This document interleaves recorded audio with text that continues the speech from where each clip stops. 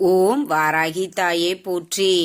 அனைவருக்கும் வணக்கம். நான் உங்கள் சாந்தி பேசுறேங்க. இன்றைய பதிவுல நாம என்ன பார்க்க போறோம் அப்படின்னு பார்த்தீங்கன்னா, நாளை வளர்பிறை பஞ்சமி.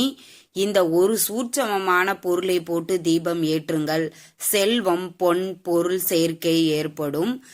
அது என்னங்க சூட்சமமான பொருள் அப்படிங்கிறதையும், இந்த தீபம் எப்ப ஏத்தணும், எப்படி ஏத்தணும், எந்த நேரத்துல ஏத்தணும், அது என்ன பொருள் அப்படிங்கிறத பத்தி தெளிவாக இந்த பதிவுல நம்ம பார்க்கலாம். அதற்கு முன்னாடி நம்ம சேனலை சப்ஸ்கிரைப் பண்ணாதவங்க சப்ஸ்கிரைப் பண்ணிக்கோங்க. பக்கத்திலே இருக்கிற பெல் ஐக்கானையும் கிளிக் பண்ணிக்கோங்க. அப்பதான் நான் போடுற எந்த ஒரு வீடியோவா இருந்தாலும் உடனே உங்களுக்கு நோட்டிபிகேஷன்ல வரும். இப்போ பார்த்தீங்கன்னா, நாளைய தினம் மார்கழி 1ஆம் தேதியே நம்மளுக்கு வளர்பிறை பஞ்சமி வருகிறது. இந்த பஞ்சமி அன்று நான் சொல்லக்கூடிய சூட்சமமான சில பொருட்களை போட்டு நீங்கள் தீபம் ஏற்றும் போது உங்க வாழ்க்கையில செல்வ நிலை உயரும். ரொம்ப ரொம்ப ரொம்ப ரொம்ப எளிமையான பொருளை கொண்டுதான் நம்ம இந்த தீபத்தை ஏத்த போறோம். நிஜமாகவே நாளைய தினத்தை நீங்கள் தவற விடாதீர்கள். மார்கழி 1 பஞ்சமி இது இணைந்தும் வரக்கூடிய நாள் அப்படிங்கிறதுனால நாளைய தினத்தை எக்காரணத்தை கொண்டும் நீங்கள் தவறாமல் வழிபாடு செய்யுங்கள். அதுவும் நான் சொல்லக்கூடிய இந்த பொருட்களை போட்டு நீங்க நாளைய தினம் வாராகி அம்மனுக்கு தீபம் ஏற்றினால் நீங்க என்ன நினைச்சு என்ன கோரிக்கைகள் தேவைகள் முன் வைக்கிறீங்களோ அது கண்டிப்பாக நடக்கும். சரிங்க, இப்ப இந்த தீபம் யாரெல்லாம் ஏற்றலாம் அப்படின்னு பார்த்தீங்கன்னா, ஆண் பெண் இருவருமே ஏற்றி வழிபாடு செய்து கொள்ளலாம். பெண்கள் மாதவிடாய் காலத்தை தவிர்த்திடுங்கள். அதே மாதிரி நாளைய தினம் அசைவம் சாப்பிடுவதை முற்றிலுமாக தவிர்க்க வேண்டும். மார்கழி முதல் நாள் பஞ்சமி வேறு. இந்த காரணத்தினால் அசைவம் சாப்பிட்டுட்டு நீங்க எப்பவுமே வாராகி அன்னையையும் சரி வேற எந்த தெய்வத்தையுமே அசைவம் சாப்பிட்டுட்டு வழிபாடு செய்யக்கூடாது.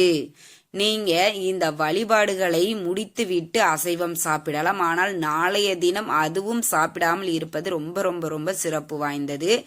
ஏற்கனவே மார்கழி மாதத்தை எக்காரணத்தை கொண்டும் இந்த 5 விஷயங்களை மட்டும் செய்யாதீர்கள் அப்படின்னு தனியா ஒரு பதிவே கொடுத்துருக்கிறேன். அதை பார்க்காதவங்க கீழே டிஸ்கிரிப்ஷன்ல லிங்க் கொடுக்குறேன், செக் பண்ணி பாருங்க. நிஜமாகவே அவ்வளவு அற்புதமாக ஒரு மாதமாக நம்மளுக்கு இருக்கக்கூடியது இந்த மார்கழி மாதம். முதல் நாள் நம்மளுக்கு வளர்பிறை பஞ்சமி வருகிறது. சரிங்க, இப்ப இந்த தீபம் எப்படி ஏத்தணும், எந்த நேரத்துல ஏத்தணும் அப்படிங்கிறத பார்த்திடலாம். நேரம் அப்படின்னு பார்த்தீங்கன்னா இரவு 8 to 9. இந்த 8 to 9 அப்படிங்கிறது ஏன் சொல்றேன் அப்படின்னா, வாராகி அன்னை இரவு நேர தேவதை. அதனால இரவு நேரம் செல்ல செல்லதான் அவர்களுக்கு சக்திகள் மிகவும் அதிகமாக இருக்கக்கூடிய காரணத்தினால அந்த நேரத்துல நாம வழிபாடு செய்து அவரை வணங்கினோம் அப்படின்னா நம்ம என்ன வேண்டுகிறோமோ அது சீக்கிரமாகவே நடக்கக்கூடிய ஒரு காரிய சித்தி ஆகும். அதனாலதான் அந்த நேரத்தை தேர்வு செய்து கொள்ளுங்கள். அதற்கப்புறம் பார்த்தீங்கன்னா என்ன செய்யணும் அப்படின்னா, உங்க வீட்டில் வாராகி அம்மனுடைய விக்கிரகம் இருக்குன்னா கண்டிப்பா அபிஷேகம் செய்யணும்.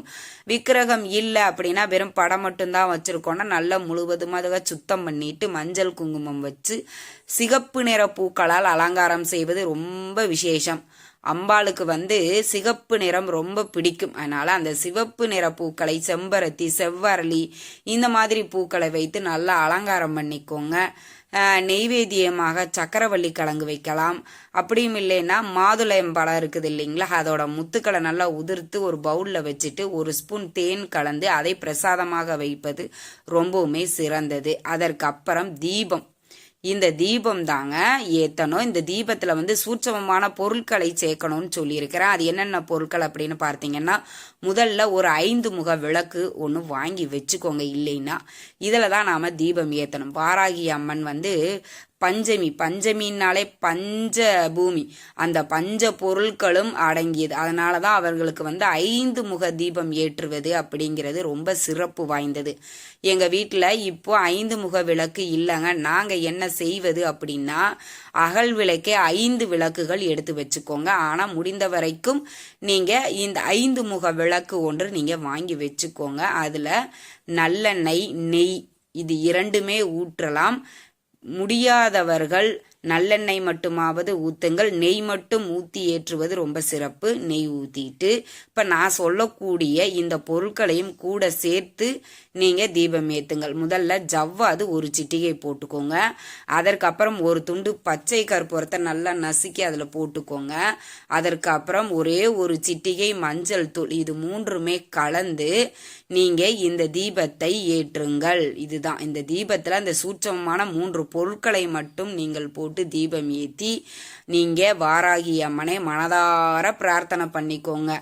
என்ன கோரிக்கை? கடன் குறையணும், பணம் பெருகணும், தொழில் வளர்ச்சி அடையணும், என் குழந்தைங்க நல்லா படிக்கணும், உடல் ஆரோக்கியம் வேணும், இது மாதிரி என்ன உங்களுடைய தேவைகள் கோரிக்கைகள் என்னவோ அதை மனதார வாராகி அன்னையிடம் பிரார்த்தனை பண்ணிட்டு தீபதூப ஆராதனை எல்லாம் காட்டிட்டு உங்களுடைய வழிபாட்டை நிறைவு செய்து கொள்ளுங்கள்.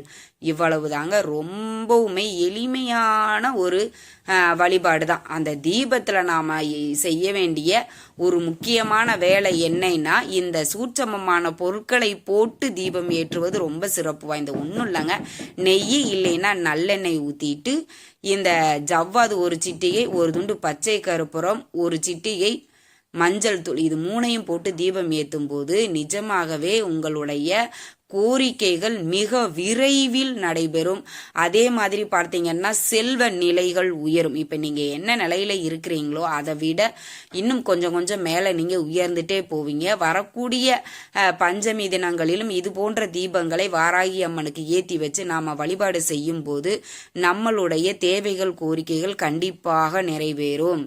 எப்போவுமே நாம் சொல்கிறது ஒன்று தாங்க, ரொம்ப நம்பிக்கையோடு இதை வழிபாடு செய்ய வேண்டும்.